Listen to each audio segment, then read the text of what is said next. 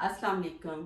आज हम बात करेंगे कि जब इंसान की परेशानियां थोड़ी सी बढ़ जाती हैं, बढ़ने के बाद वरीज कंसर्न्स होते हैं और वो पैनिक अटैक में चली जाती हैं। एंजाइटी थोड़े लेवल के बाद, थोड़े अरसे के बाद जब कंसिस्टेंट रहती है तो वो पैनिक अटैक में चेंज हो जाती है। पैनिक अटैक में फिर ये होता है कि आप कितने कितने घंटे काम करने के काबिल नहीं रहते, उस फियर, उस डर में रहते हैं। तो उस पैनिक अटैक होता क्या है, उसकी टेकन केयर कैसी होती है, आज हम उस पर बात करेंगे।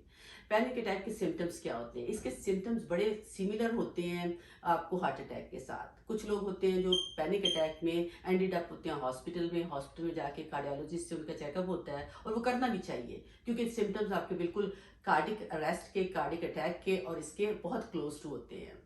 तो वो आपको पता होना चाहिए। इसमें होता क्या कि आपके हाथ जो है वो ठंडे हो जाते हैं बहुत, या बहुत आपको हॉट हॉट स्वेट शुरू हो जाते हैं, पसीना आना शुरू हो जाता है। अब जब वो पसीना आता है तो आपकी सांस रुक जाती है, आपको लगता है कि जैसे आप सांस नहीं ले सकते हैं। और सम टाइम तो कुछ लोग मुझे बताते हैं कि उनको इस तरह की फीलिंग आती है जैसे किसी बंद कमरे में बंद कर दिया गया है और वो बाहर नहीं निकल सकते, उनकी सांस रुकनी शुरू हो जाती है।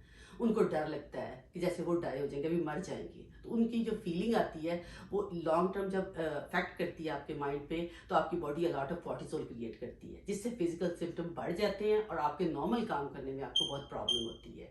इसमें बहुत सारे फैक्टर्स होते हैं, बहुत सारी चीज़ें होती हैं, बहुत सारे टाइप्स होते हैं। इंसान को सबसे ज़्यादा अपना पता होता है कि जब एंजाइटी का अटैक स्टार्ट होता है, इसको पैनिक अटैक बनने तक जो ही आपको शुरू हो, तो आप कोशिश करें कि अपने आप को डाइवर्ट करें। डाइवर्जन जो होती है, एक पोर्शन से लेके दूसरे पोर्शन में चेंज करना बहुत इंपॉर्टेंट होता है। इससे क्या होता है, आपका ध्यान बढ़ जाता है। आपको कोई दोस्त है, उससे फोन पे बात कर लें, आपको कुछ खाना पसंद है वो कर लें, आप उस मोमेंट में उस सिचुएशन से फौरन निकल के दूसरी सिचुएशन में चले जाएं।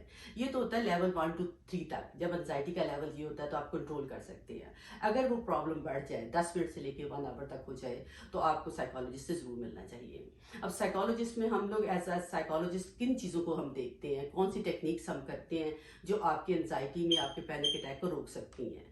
उसमें ये होता है कि हम CBT यूज़ करते हैं, कॉग्निटिव बिहेवियर थेरेपी। जो थेरापिस्ट इसमें ट्रेन होते हैं वो इसको टेकन केयर करते हैं। 6 मंथ से ईयर तक आपको जाना पड़ता है, आपकी हेल्प इसमें बहुत होती है। दूसरी बात होती है रिलैक्सिंग टेक्निक्स होती हैं, उस पर भी हम नेक्स्ट वीडियोस में बात करेंगे ताकि आपको समझ आ सके कौन सी रिलैक्सिंग टेक्निक आप कर सकते हैं जिससे आप पैनिक अटैक को रोक सकते हैं।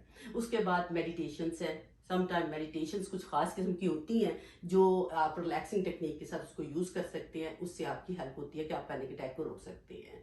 मेडिकेशंस आपको तब यूज करनी चाहिए जब आपका पैनिक अटैक का लेवल 8 to 9 हो जाए और आपसे लगे कि आपसे कंट्रोल नहीं हो रहा, तब आपको साइकेट्रिस्ट और मेडिकेशन के साथ कंबाइन करना चाहिए। ये चीज़ें अगर आप देखेंगे तो डेफिनेटली आपकी ज़िंदगी बेहतर हो सकेगी, और ये जो पैनिक अटैक है, आप एंजाइटी को पैनिक अटैक बनने से रोक सकते हैं।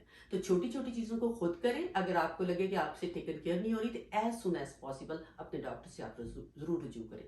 Thank you very much, hope it helps you.